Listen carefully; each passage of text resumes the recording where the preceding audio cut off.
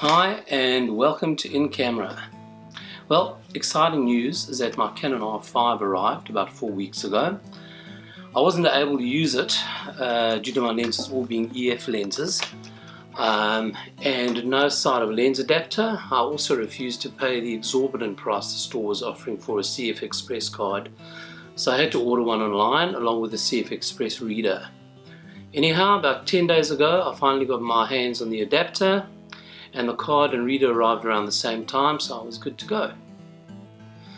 Now, I'm not going to attempt to mimic any of the amazing YouTube videos I've already viewed myself with people somewhat more qualified than I to give the views on the pros and cons of this amazing piece of technology. I will, however, give you my layman's view of my first experiences with this beast in the hopes that I can aid or impart my experiences to help new purchasers bypass some initial issues that I had anyway. But before we hit the issues, here are the positives. Yes, it's an amazing camera. For the autofocus system and burst rate alone, I think I would have bought it. Is it worth the price? Well, that of course is all relative to whatever you're using it for. If you're a serious amateur stills photographer, like me, who sells the occasional print and absorbs almost every new YouTube video about most kinds of photography, then this camera answers a lot of prayers. What about the cheaper R6, I hear you ask? Well, for my area of photography, which includes small birds, I do a lot of cropping, so the 45 megapixels it had to be. The R6 is 20 megapixels. Mirrorless is the future of photography, so we're told. Certainly the kind of photography I do anyway. Like most Canon lovers, I've been waiting for them to put Sony to the post with something as awesome as the R5, and they haven't disappointed. I failed to see how much more one could actually ask in a stills camera. For me, as I mentioned earlier, burst rate, autofocus coverage, and a familiar menu and layout just make my life that much easier when trying to photograph some of these frustratingly shy, elusive and small flitty creatures we have on the Australian continent. So let's get to the point of this video. Now, before I continue, I must stress that I'm still getting used to the system, so if any of you out there have encountered these problems or have actually just bypassed them because you're that much smarter than me at setting it up, then please be kind. Alright, number one. One of the first problems I encountered was the camera getting warm. Now, anyone who has watched the initial video reviews put out by those who got in first with the R5 would be well aware of the camera's overheating issues when it comes to video. I'm not referring to video here, but still shooting.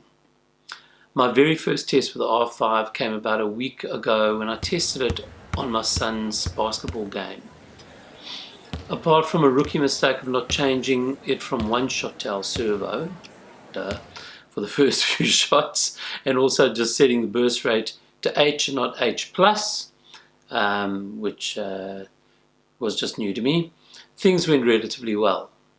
My EF 70-200 lens battled a little bit with face tracking mode, or with the speed and close proximity of the players to each other, but I would just use the spot focusing to sort that out. I've assigned both eye/face tracking and spot focus to separate back buttons on the camera.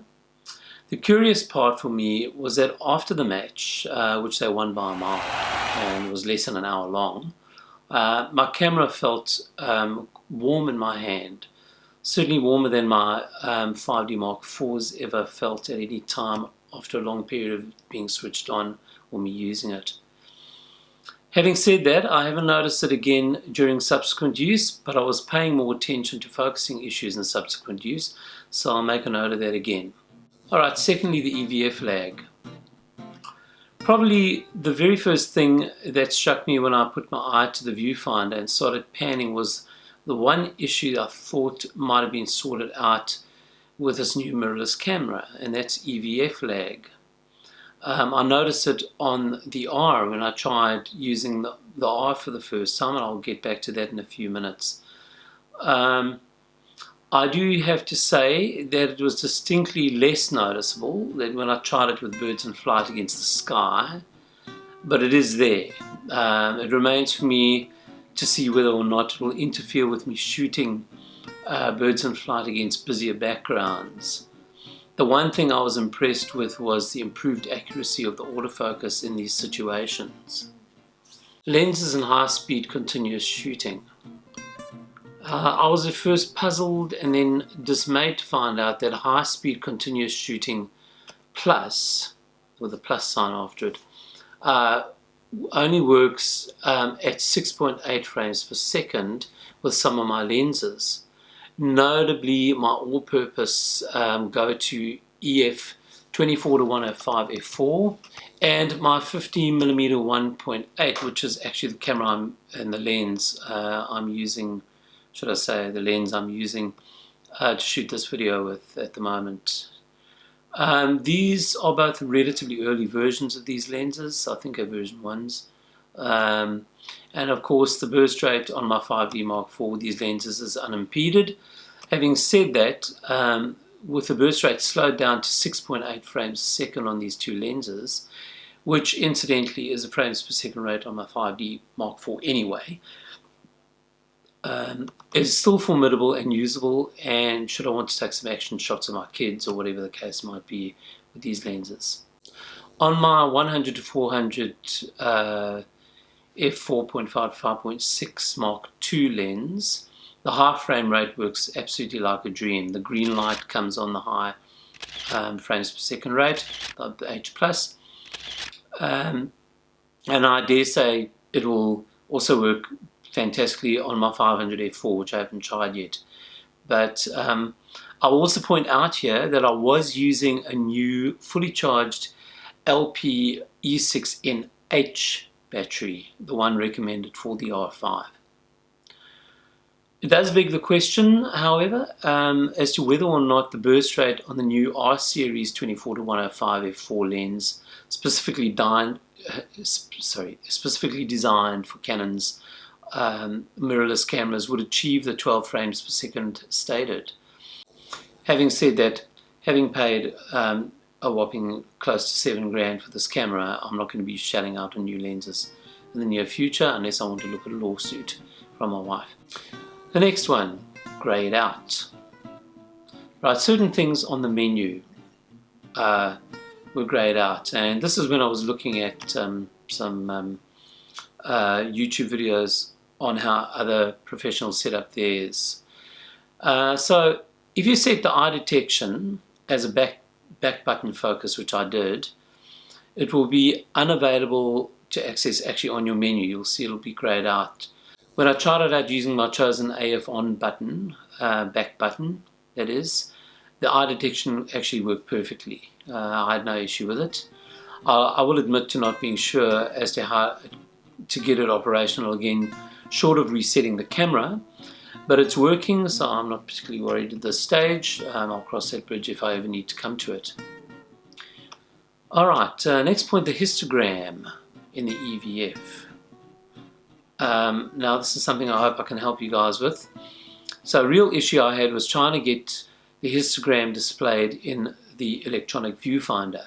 Okay, closely following one of my favorite YouTubers explaining his R5 settings, I was pretty baffled when after repeated attempts I still could not get the histogram to display in my viewfinder.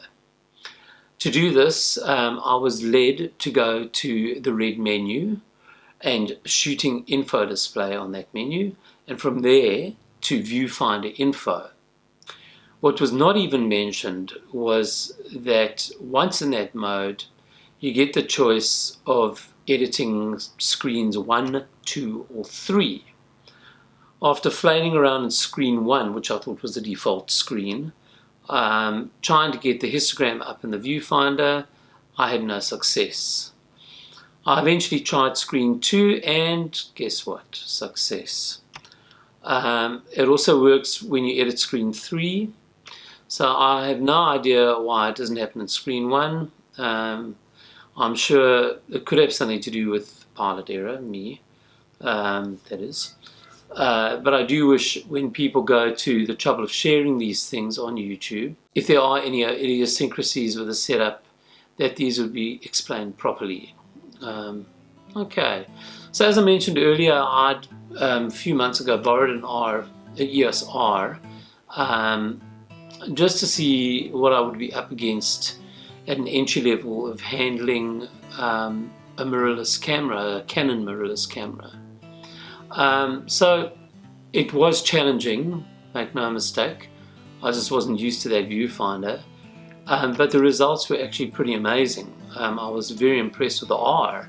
So with this R5, aside from some focusing issues against busy backgrounds, which is probably all part of the new learning curve for me with this new and amazing camera, I'm enjoying coming to grips with the new technology.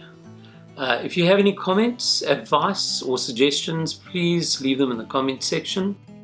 All I want to do here is just to give you my first impressions of the R5 and hopefully help you navigate and understand a few issues that I had and perhaps you yourselves might encounter with this impressive beast. Have a great day, and I'll see you again on In Camera.